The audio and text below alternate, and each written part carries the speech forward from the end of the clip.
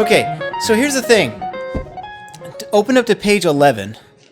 Really, the substance of the book is between page 11 and page 16, and that's the end of the book. You know, kind of funny how little there is to the book, and yet how much there is to the book. So you see at the top where it says there's the red major, the dark blue minor, the green says sus, light blue says dominant 7, purple's major 7 sharp 5, dominant 7 altered is like an orange, and then next to it there's diminished, which is also orange. I think probably because you play them both. You can play them both in not the same context, but he plays diminished over the altered, and it'll be dominant diminished. Minor 7 flat 5 is this kind of dark maroon or brownish, and then you have a light gray that's minor major 7. So basically what that means is that these chord shapes will have colors that correspond, if that's right. There's colors for these chord shapes, and the colors indicate what chords they can be. Right, exactly. So obviously the most useful ones will be minor 7, major 7, and dominant 7, right? Not in that order, just those three. Right? Because those are the ones that are that, and a minor 7 flat 5 obviously would be nice too. But when you look at a key signature, there's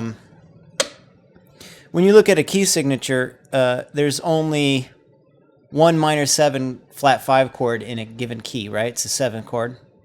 Other than that, they're all just minor 7 and major 7. And that's being like diatonic. So we could use a major 7 sharp 5 instead of a major 7 if we want to use a melodic minor mode and all that kind of stuff. A dominant altered or like a dominant diminished type thing, that those could be used over all the functioning 5 chords. But I'd say probably a good way to do first is find a voicing that can be applied for major 7, minor 7, and dominant 7. So like if we look at this last row, I mean, they're all worth learning, but just to begin with, what we're going to do is we're going to try to learn one shape, and we're going to try to use that shape exclusively throughout a song, unless, of course, there's one that, if it can't be used for everything, then we'll obviously miss out on one. So, like in that last row, there's a few shapes that look like they cover pretty much the whole gamut, right?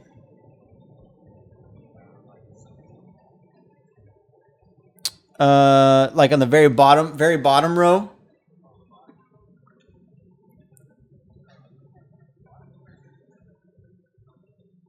Yeah. So, like, look at the second one in the bottom row. It's the one that's so is the third and the sixth as two different options to be a major 7 chord. Underneath that, the 1 would be the minor, 9 would be the suspended. Right, which isn't really suspended. That'd be like an 11 chord, but I don't know. We'll have to take a closer look at that. It's kind of being a little loose. But then you got the light blue, which is on the 5th. And what we really want to focus on, the red, the dark blue, which is minor 7, and the light blue, which is dominant. So let's learn that shape for a moment. Let's go ahead and just play it with our middle finger on the 5th fret.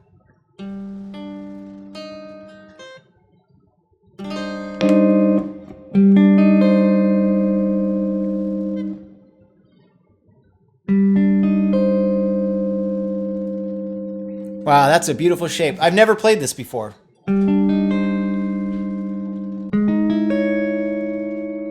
So you have 6, 8, 5, 9, right? There we go. Yeah, sounds great. Okay, so it says the red, right? The first number there is a 3, and what that means is if our high note is the third of the chord, this could be used for a major 7 chord. So supposing this high note is the third, what is this chord?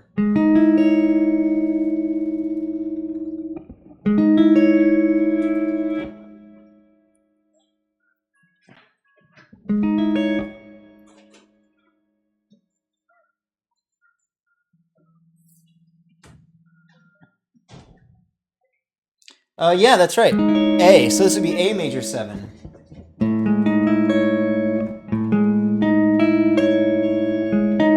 We're going to take a close look at every note within this. Because it's not strictly a major 7 chord, but it's one that you can use in place of a major 7 chord. So a lot of times you'll get a lot of combinations by having sharp 11s in the major chord, you know, using Lydian, but it'll have the chord tones. Or sometimes it'll be omitting a note, right? So now here's how I found the third. I think you did it purely conceptually, like you saw C and maybe in your mind you went to C sharp, and then you did the A, and all that. That's fine. That's good, actually. It's good exercise. What I did was I saw this is my high note, and I know that this would be the third of this. And that's what I did in my mind. You know, like if I had a minor scale, it'd be like that. But if it's major, it'd be like this. So that's what I did. I saw, well, this would be the third of this. And then that's an A, obviously, just like here. So this that's how I saw this would be an A major 7 chord of some kind. Now, if we take a close look at what kind is it, right? This first note is a major 7th. That's the 7th. This note right here is actually a sharp 11. So he's using Lydian. This one here is the 5th. That's what gives us that heavy metal tension, because we have a sharp 11 and a 5th. And then, of course, the highest note is a 3rd.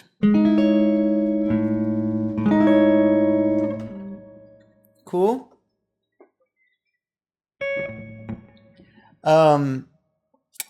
Yeah, exactly, the open A.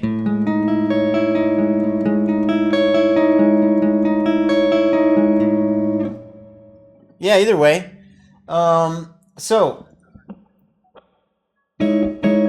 now there's another option. This could be a major 7 chord if this high note is the 6th. What would that be? Here's how I thought of it. Here's my note. This would be the 6th of that note, which would be an E. Right? Because this would be the E. It'd be like 6, flat 7, regular 7th, 8th. So I kind of got used to the way those intervals look. You know, here we've got, this would be the 3rd of that note, just like when you go. So that's how I know it's the 3rd of A or the 6th of E, because I'm used to pentatonic. If I have a major chord and I go, I want to use major pentatonic, I'll go down to the 6th and play that pentatonic, right? All right, so now what we realize is that this right here could be a major chord if we look at the high note as the 6th, meaning this could be an E major 7 chord. Right? And now if this is an E, our low note here is the 3rd of E. This G string is the major 7th. That note is the root, and then this high note is going to be a 13. So this is either going to be an A major 7 sharp 11 with no 3rd. Or no, excuse me, the high note's the 3rd, yeah. A major 7 sharp 11 or an E major 7, E major 13 rather.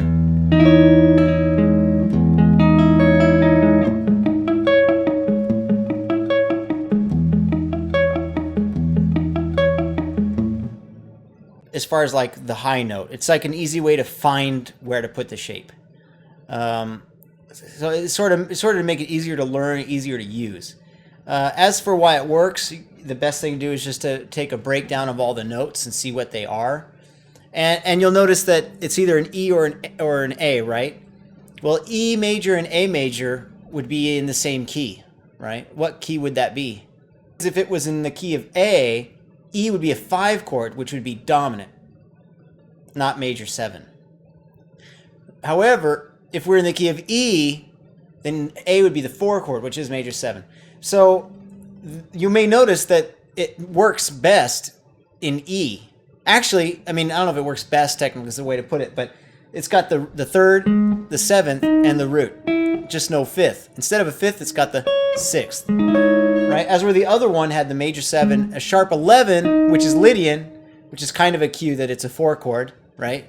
Meaning we're in the key of E all along in the 5th and the 3rd. So anyway, now that being said, you could still, essentially if you want to be inside, then if you look at a major 7 chord in a song, as we will do, and it says, you know, or it doesn't say, but we can see that it's a 4 chord, then you want to use the Lydian version. And if it's a 1 chord, then we want to use the 13th, right? 13th or 6th is in both Lydian and major 7, so really we could use that one anytime. And Lydian is often substituted, like in place of where Ionian belongs, because the sharp 11 sounds hipper in like the jazz idiom. So for that reason, you could use either of them anytime, right? If you're being really strict, you want to start it from the 3rd for 4th chords, and that'll be the Lydian one. I won't remember it by the 3rd for 4th chords. That's too much for me to remember. I'll just remember this from the 3rd is a Lydian sound because of the sharp 11 here, and that's how I'll remember it. All right, so now that we want to remember the 3rd or the 6th, okay? Here's another thing that might help you remember. Which ones do you start on for the major? If it helps, you can remember that's the imperfect consonances, right? Like the 1 and the 5 are perfect consonances. The 3 and the 6 are imperfect. You can also remember because the 3rd and the 6th are essentially the same in a certain way. Like a 3rd up and a 6th down are they kind of work the same. That's, in my mind, this is how I'm kind of remembering this, because we're going to apply it in a moment. And we're not just going to apply that, but we have to apply it for the minor chords and dominant chords, because we want to play through a whole jazz standard using one shape.